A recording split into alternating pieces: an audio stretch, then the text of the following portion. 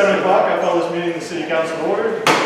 Will you please rise for the pledge of allegiance? The flag's over there.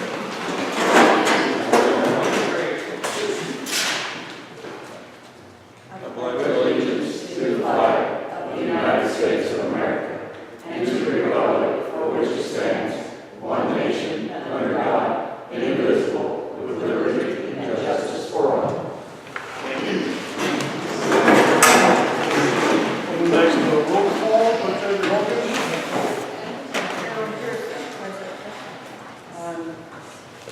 Brian Garrison. Present. Dale Stewart. Here. Mike Schott. Here.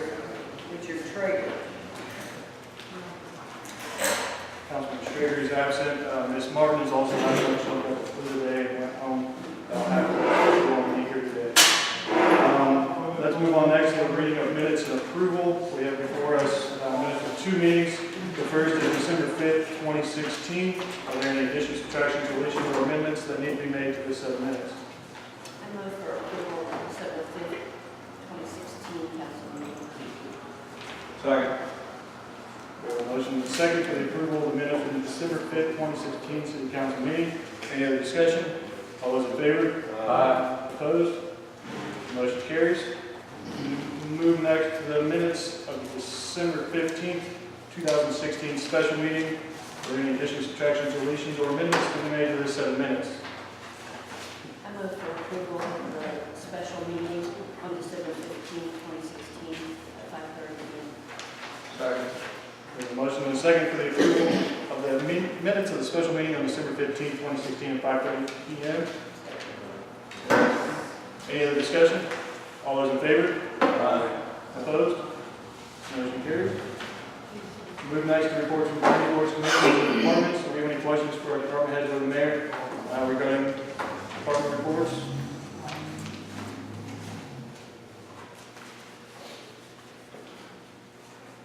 Hearing none, we'll move next to that area. Planning commission, Councilman Garrison, do you have any updates for the area? Nothing, we did not meet the last meeting of the month, they had a vote, so. Thank you, Councilman. Has the community center group met since the last council meeting? Are there any updates you would like to provide? There's a meeting Thursday evening at 5:30, I believe, and here. And that will be to look over blueprints, I believe, correct, Mr. Watson? Way I take it. Look over blueprints and try to solidify and finalize any additions or subtractions to those and move forward from there. Thank you. Are there any other updates on the community center? Ms. Davis? We need it. That's not an update. Mr. Johnson's here. Mr. Johnson will be carrying the city's insurance policy. Mr. Johnson, you want to introduce yourself? And, Chris Johnson, class of 80, several of you know me. I actually have been running the fire department for a number of years. And was successful in getting the rest of the insurance. I think we got a few things. And my numbers were $7,500 over the expiring.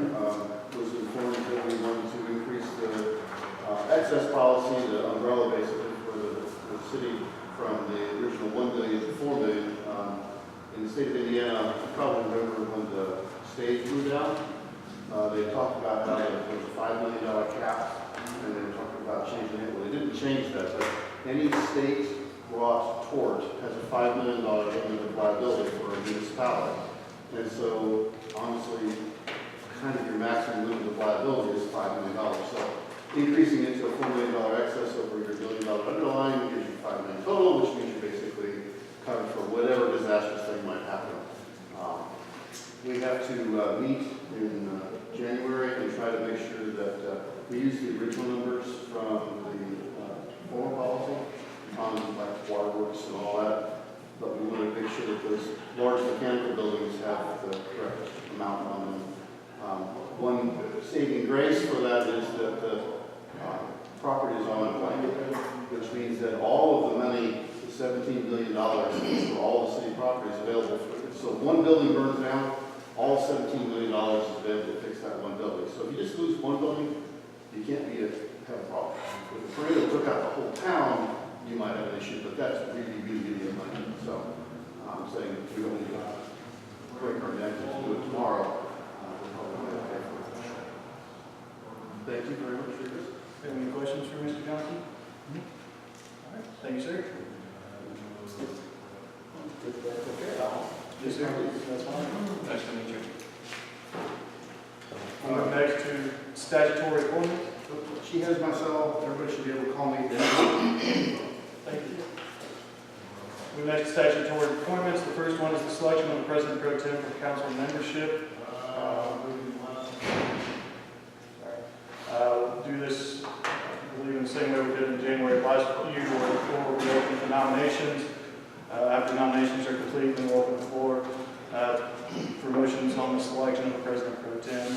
At this time, do we have nominations for the position of president pro tem of the city council? I would nominate Carolyn Pearson for another term. I'll start. We have a motion and a second to nominate Carolyn Pearson for another term as president pro tem. Are there any other nominations? At this time, I'll close the floor for nominations and open it for motions to select Councilwoman Carolyn Pearson for president pro tem. I make that motion. Sorry. A motion and a second to select Councilwoman Carolyn Pearson as president pro tem of the city council in 2017. Any other discussion? All those in favor? Aye. Opposed? Motion carries. We'll move next to the appointment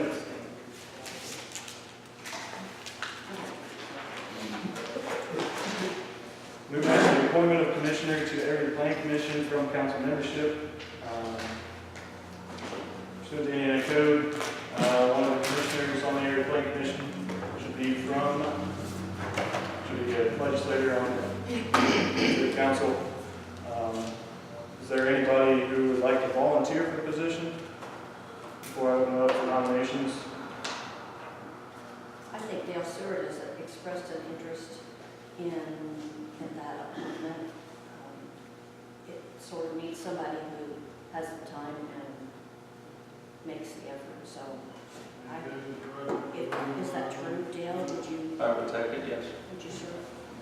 So I guess I'll open the floor for nominations. I would nominate Dale Seward for the Area Plan Commission position. We have a motion to nominate Mr. Seward, Councilman Seward, for the position of Area Planning Commissioner. Do we have a second? Second. Do we have any other discussion? I don't know if I did this last time. You take a vote on this? All those in favor of the nomination signify by saying aye. Aye. Opposed? Motion carries. All right.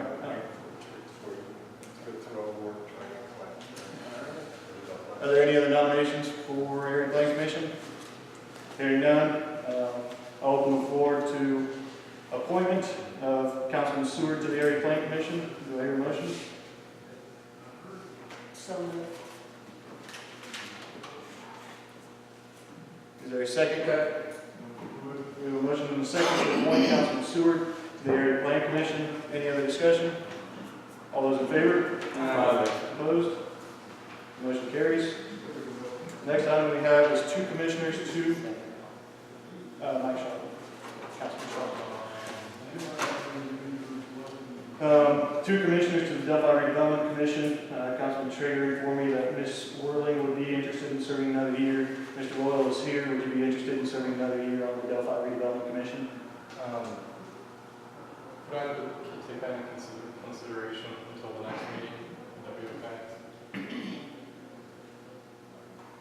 Well, quite frankly, I was going to ask that this be tabled for a month so we could advertise it and kind of see who would be interested in it. So that kind of falls in line with what I was going to propose. And I make that motion now that we table this for 30 days, well, until our next meeting, and give us the ability to talk to some people and advertise it and see, who's interested in working on that commission. All right, on the floor we have a motion to table the appointment of two people to the Delphi Redevelopment Commission until the February City Council meeting. Do we have a second? Second. Second. Pearson with a second. Any other discussion? All those in favor? Aye. Opposed? Motion carries. All right.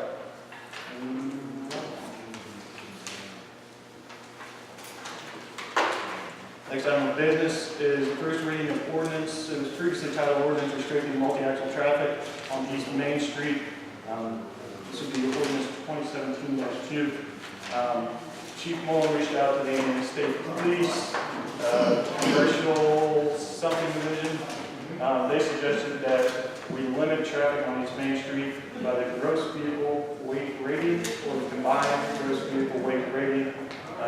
He suggested, I believe, I would look at Carmel, Indiana's code of ordinances as they included exceptions. And so what you have before you the amendment to Delphi Code Section 70.056, load restrictions upon vehicles using certain highways.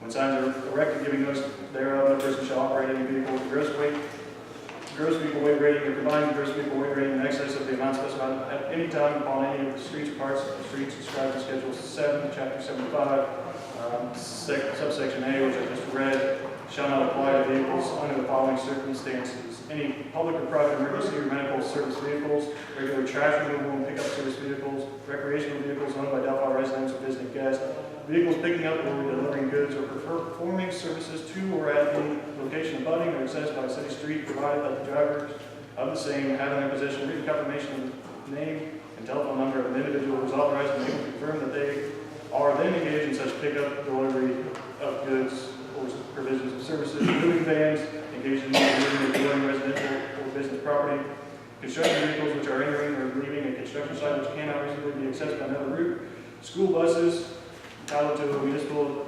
entity, any vehicle for which permission is granted by the Delphi Board of Public Works and Safety to use residential streets or establish a service route on residential streets. However, in any such case, such vehicle shall travel over the shortest possible route upon said street from the point of entry and shall leave the same at the nearest available point of exit, and vehicles owned and operated by a governmental agency. Then it goes on and states in Schedule 7, load restrictions at Main Street from Washington Street to County Road 300 North. No person shall operate any vehicle with a gross vehicle weight rating or combined gross vehicle weight rating of 19,501 pounds or more, subject to the exceptions listed in 70.056B on any of the streets, parts, streets, or locations described below. Do we have any discussion about this ordinance?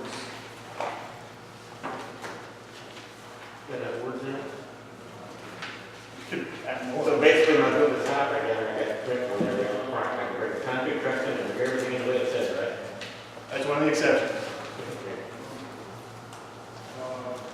I move that ordinance 2017-2 be approved on first reading.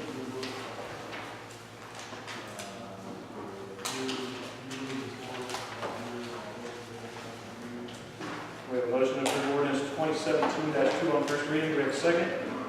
Can I ask a question? Yes, sir. Mr. Mullen, Yes. how is this enforced? Did you, Well, as you see, it's a gross vehicle weight rating. So the rating is put on every VIN number on the inside of the doors. When you stop a vehicle, the vehicle within a certain category will be a certain weight, like a semi-tractor or a semi-tractor trailer combination. So you look on, open the door, and look on the VIN, and if it says over that rating, then you have a violation. If it's under, you don't have a violation. okay, so you don't have to have any weight pads from the state police or anything like that? This gets around that. Yes, it does. Thank you very much. Do we have any other questions? On the floor, we have a motion to pass ordinance 2017-2 for first reading. On first reading, do we have a second? I'll second. We have a motion and a second to pass ordinance 2017-2 on first reading. Do we have any further discussion? All those in favor? Opposed? Motion carries. Next item on the agenda is third reading of parking and basic flow of traffic and backing into annual parking spaces. described. Is there anybody that would like to have the ordinance read in full?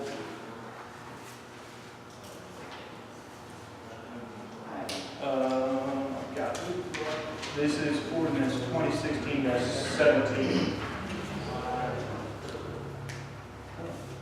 Yes. This is ordinance 2016-17, ordinance amending Title 7, Chapter 71, parallel parking wheelers with adjacent curbs, regulations, and motorcycles. Are there any discussions regarding ordinance 2016-17? Yes, sir. It's one of the loudest things you've ever done.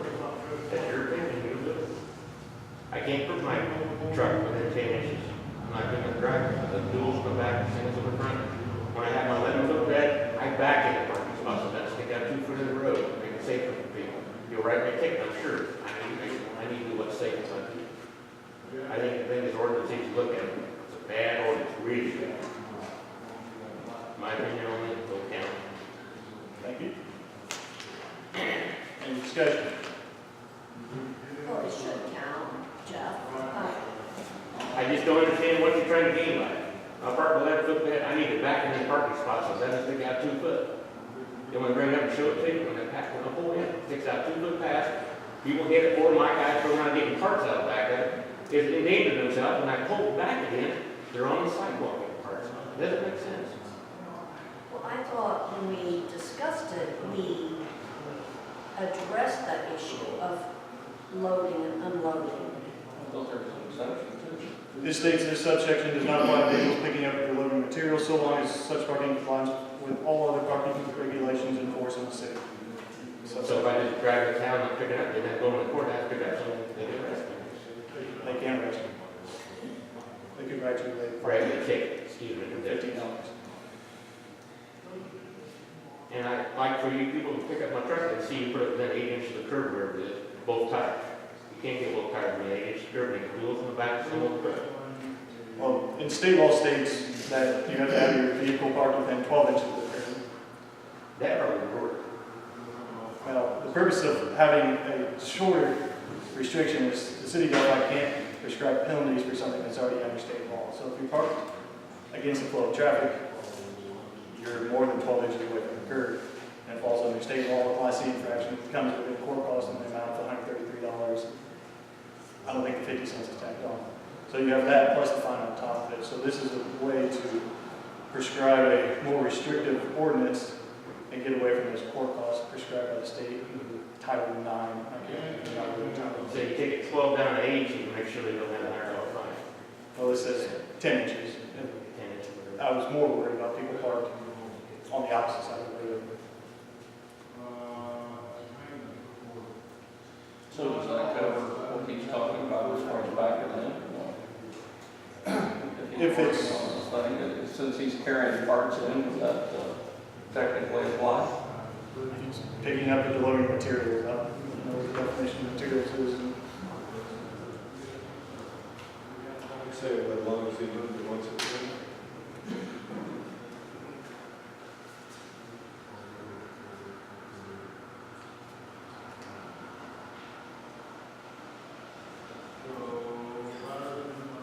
Well, I would hope that with the enforcement, Jeff, that there could be some common sense used in what is working. If you had common sense, wouldn't have to have an ordinance. That's true.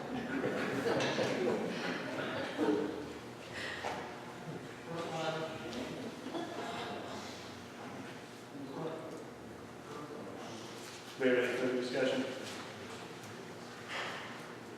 Do we have any motions?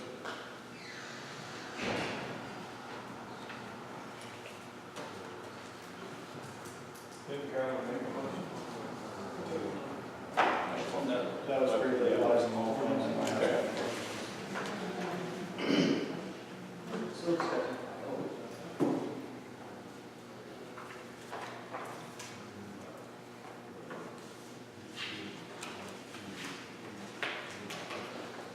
Hearing no motions, I don't know what to do at this point. The ordinance is dead.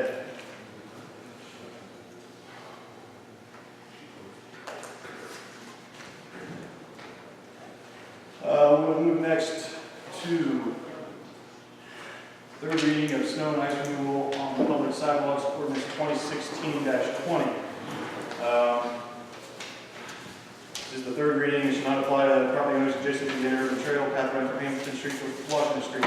The owner of private property shall remove snow and/or ice upon the sidewalks within all public rights of way abutting private property within 24 hours after the snow has ceased to fall or accumulate, regardless of the source of the accumulation, provided that when ice is still falling upon any sidewalk and cannot be removed, then the owner shall keep the same effectively sprinkled with sand, salt, or other suitable substance in such a manner as to prevent the ice from being dangerous until such time as it can be removed, and it shall be properly removed. If the abutting sidewalk is greater than 4 feet in width, then said sidewalk need only be cleared of snow in such a manner as to provide for a minimum of 4 feet of clear width for its entire length. A fine of $10 shall be imposed for a violation of subsection B. Do you have any discussion regarding ordinance 2016-20?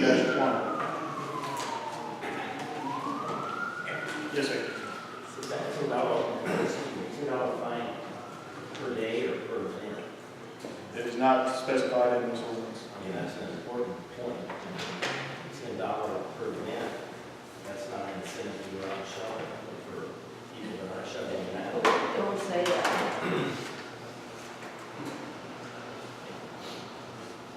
I see what you're saying, but, I mean, we don't need to fine everybody out of the lawsuit. I feel like that's what we're doing already. I wish this could be separated from residential and business, you know. I do too. Me too. I wish so too. That really should be separated. I agree. But I mean, as far as downtown, we just went through almost 2 weeks of that.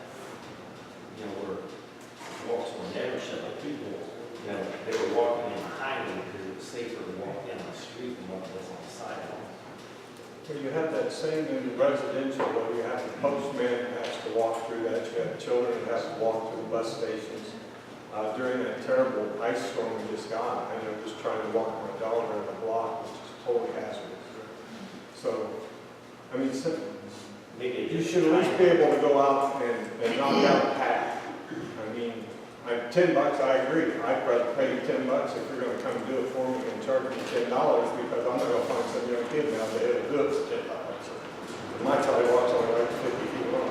residential areas that get a lot of elderly people, maybe aren't able to get out and do that.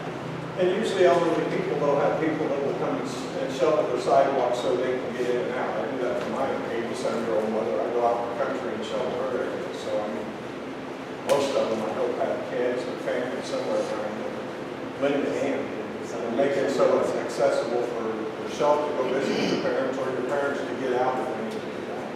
That would be my example. Do we have any further discussion on ordinance number 2016-20, clearing of snow and ice from sidewalks?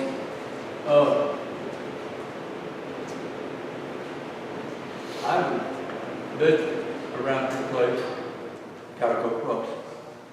New Wave, Linder's an empty building, and another building that were not cleaned off. No, A 4-foot path like is in the ordinance. Also, they're in front of the pub and in front of where Mr. Golden District owns the parking lot was not cleaned off. Right there on East Main and they're on West Main. On the same day as I walk around town. Most of our small business people are cleaning off the sidewalks and stuff. But there are some, and mainly it's empty buildings that we have trouble. Yeah, right where, about where you're at. half of them are blocked. Right. Half of them are. Right. So People in. I don't know what we can do about that. I think 4 feet Oh, wide it's seems fine. I don't know. really wide too. I mean, I understand, And I think 4 feet wide was picked because per ADA, when we build sidewalks, they could be at least 4 foot width. There's some sidewalks that aren't even 3 foot. Well, anytime we build a new sidewalk, we try to build at least 4 foot width. And on Flash Street, the new sidewalk, it's 4 foot width. That's why those 4 foot widths because of American disabilities. I'm not sure if I've ever been blocked in the show, it's not a.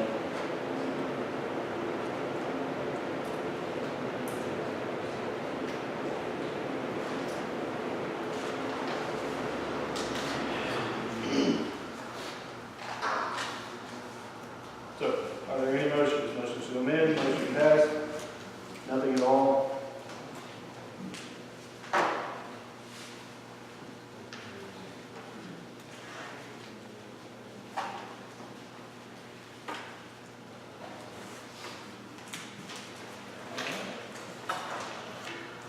motions? Ordinance dies.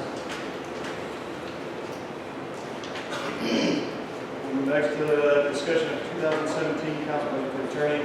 I believe there's a motion from the last meeting to authorize Council President Pro Tem Pearson to reach out to attorneys. Ms. Pearson?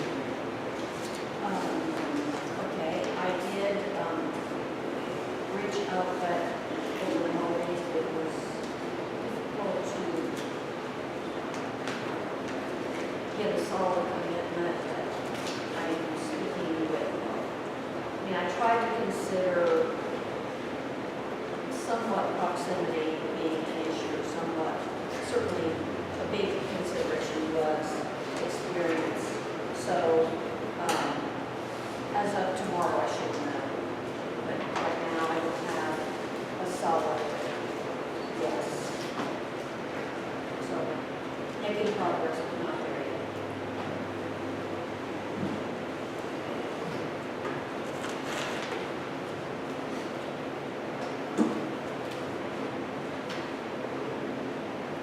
Do we have any further discussion on the matter? Hearing none, I'll move next to first reading of bad check and reconnection charges. This will be ordinance 2017-3.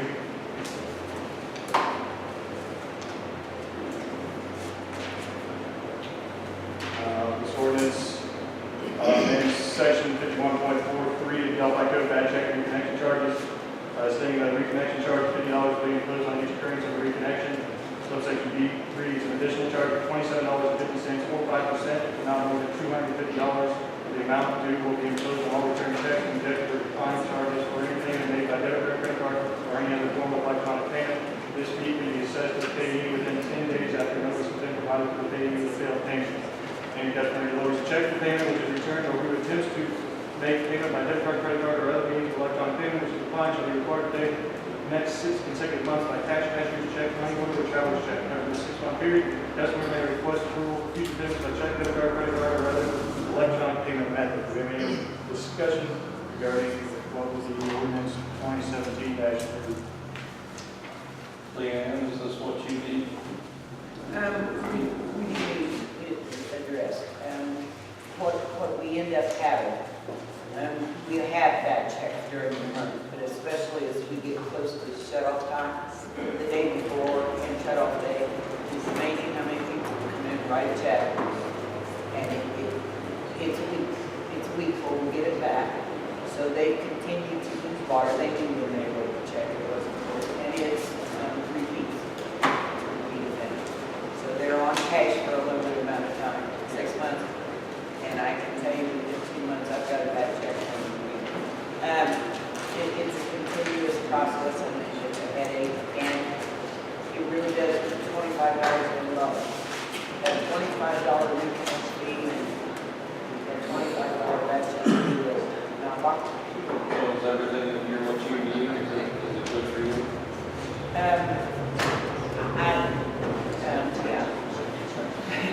I would like to read it again, not fast like he just did. I think this is what we discussed at a Board of Works meeting one time, and then I think there was a time that Carolyn and Richard Traeger met, and we discussed the things that needed change, and this was mainly one of them.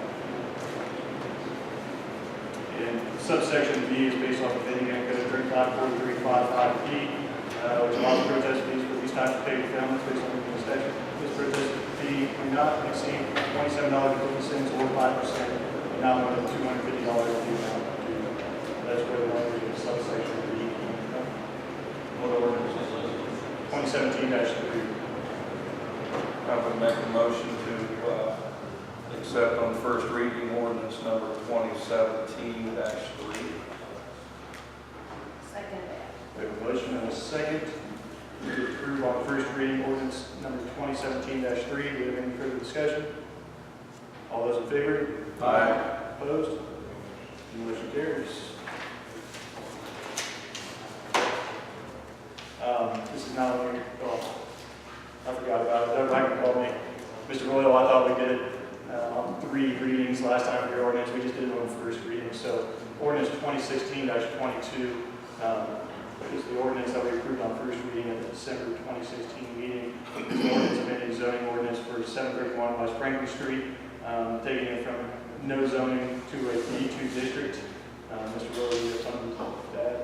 Well, I wanted to ask if maybe you could postpone it and present a report next week about, I found some information that might be important to us, you know, for as zoning pertains to zoning, plan unit development, and also because, you know, initially I was okay with the way my property was zoned or not zoned at all. And so there's a flood of information out there that suggests that the current zoning, Euclidean type zoning that we have currently, actually, you can see here, it says,